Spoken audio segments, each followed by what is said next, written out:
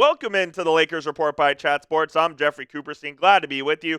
On today's show, the Lakers signed a big man, so we'll get into that. And also, should they make a trade for Jonas Valanciunas, the very good big man from Europe who signed with the Wizards this offseason? All that and more coming up here on today's Lakers Report. But before we get started, I need you guys to help me out and like the video. If you want more Lakers videos, go ahead and like this one. Our goal for today's show is to get to 200 likes, and we can't do it without you guys, the Laker Nation. We know we're the biggest fan base here in the NBA, so please go ahead and hit that thumbs up icon. And without further ado, let's jump right in.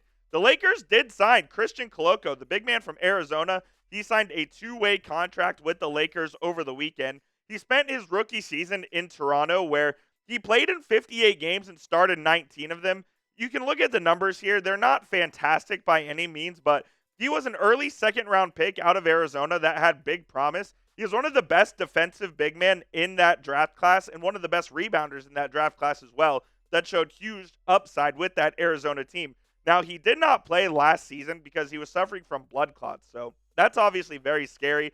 Glad he got all that sorted out and glad that he was able to get back to where he was medically cleared to play and sign with the Lakers. And when you take a look at what the Lakers have at the big man spot, I do think Christian Koloko could have a chance here. You obviously have Anthony Davis, who's going to play a lot of those minutes. Jackson Hayes and Christian Wood, those guys aren't exactly inspiring. I think Christian Wood gives you a lot of offensive upside, doesn't do much on defense. Jackson Hayes, super athletic big, who hasn't really put it all together.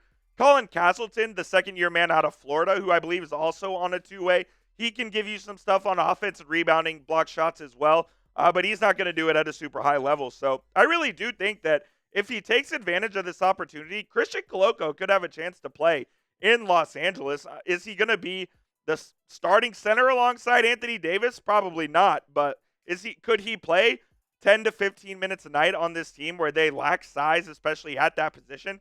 I definitely think he could. I think this is a sneaky good signing by the Lakers, and hopefully he's able to stay healthy all season and can give them some minutes from the big man spot on nights where they might need it in the dog days in January or something like that. But let me know what y'all think down in the comment section. Do you like the signing of Christian Koloko? It's pretty simple yes or no. Type Y for yes, type N for no.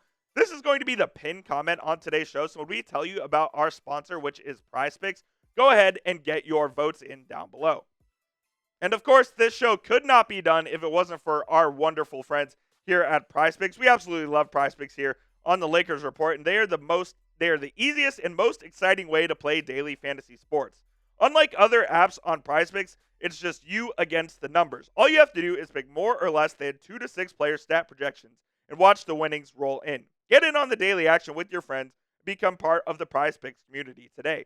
One Caleb Williams passing yard gets you one win on PrizePicks every week in the month of September. That's right, only 1 yard from Caleb Williams gets you an automatic win every football weekend in September. That means you have 2 more weeks to get a free win here on PrizePicks. Don't miss this deal. Also, PrizePicks put theirs member first, so withdrawals are fast, safe, and secure. And when my picks hit, I can get my money in as quick as 15 minutes. And here are just some stat projections and kind of what they look like. I went with the more on Luka Doncic points per game this season. Same with Stephen Curry and Victor Wembanyama. I think all of them are going to go more. Luka averaged almost 34 points a game last year. I feel like this is an easy number to hit. Steph Curry had a great offseason with Team USA. I think he's going to hit the more as well. And Victor Wembanyama, he averaged 21 points a game last year, so I think 3 more points a game. Easy projection there, but you can ride me or you can fade me. Just download the PrizePicks app today. Use code CLNS and get $50 instantly when you play $5. That's code CLNS on PrizePicks to get $50 instantly when you play 5. You don't even need to win to receive the $50 bonus. It is guaranteed.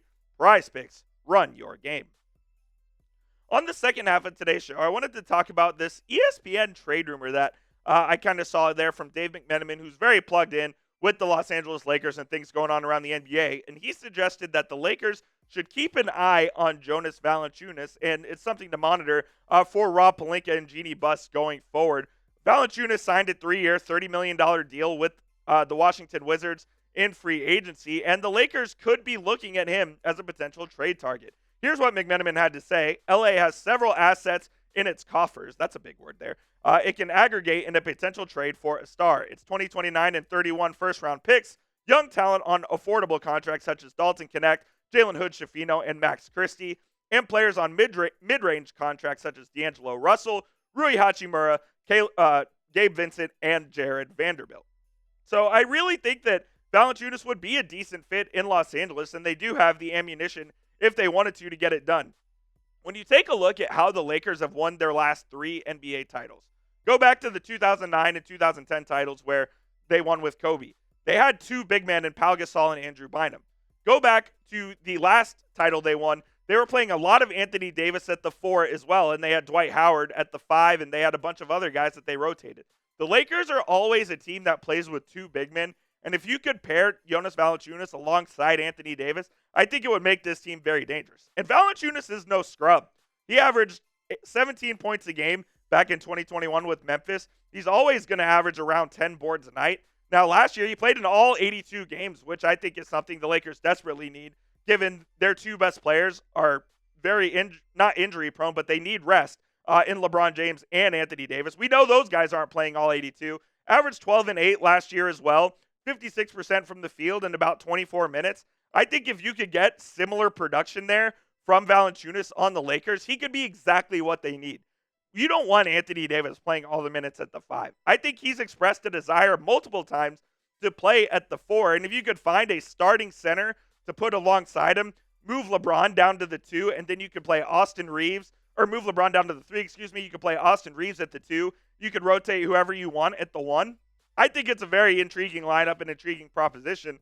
Now, what would it take to get Jonas Valanciunas here in Los Angeles? It would probably take parting with a couple of your young players and maybe a first-round pick. Max Christie, who signed that extension, 4 years, $32 million. Jalen Hood-Schifino. I think this could possibly be a deal that could get it done. Look, we know that the Lakers have one of the most talented rosters in the NBA. This team has LeBron James and Anthony Davis, who are still 2 of the best players. LeBron is still playing at an extremely high level right now, and you have to put pieces around him to try to go win a title. He's not going to play forever, even though it may seem like it.